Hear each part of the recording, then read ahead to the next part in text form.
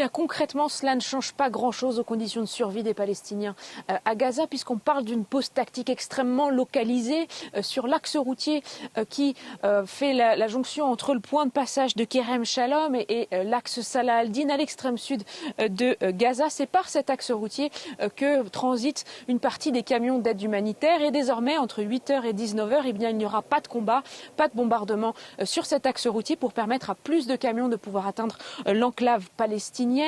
Mais cela ne signifie absolument pas l'arrêt des combats de façon plus générale dans la bande de Gaza. Ça a été dit de façon très claire par le gouvernement israélien aujourd'hui, qui a précisé que cette décision d'une pause tactique, elle était issue de l'armée israélienne et pas du gouvernement.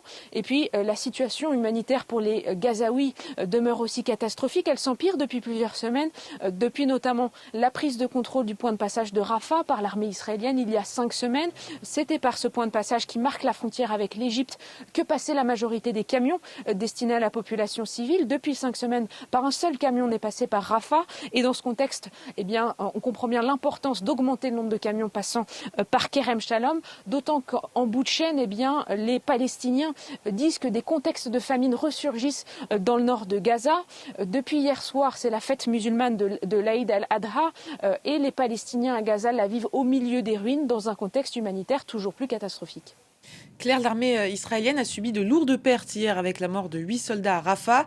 En parallèle, les échanges de tirs continuent avec le Hezbollah. Est-ce qu'on observe un accroissement des tensions sur les deux fronts ?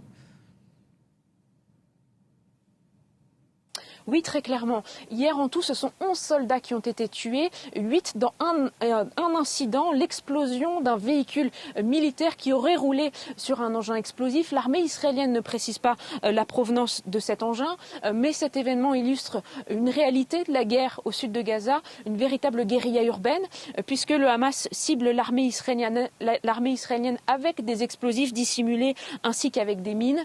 Depuis le début de la guerre, depuis le début de la contre-offensive israélienne, ce sont 307 soldats israéliens qui ont été tués et dans un même temps plus de 37 000 Palestiniens tués selon le ministère de la Santé. Et le Hamas continue de lancer épisodiquement des roquettes sur Israël.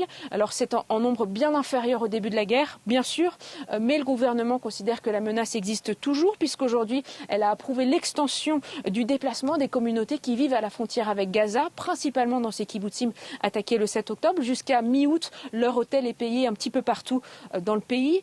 Et puis vous l'évoquiez, en parallèle, il y a ces tensions croissantes à la frontière nord avec le Liban, puisque les échanges de tirs entre Israël et le Hezbollah libanais se font de plus en plus nombreux depuis plusieurs semaines. Mercredi dernier, par exemple, plus de 200 roquettes ont été tirées sur le territoire israélien.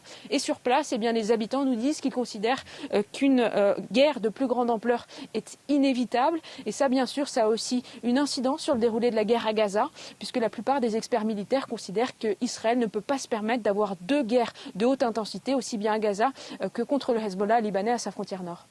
Merci beaucoup Claire Duhamel pour toutes ces précisions.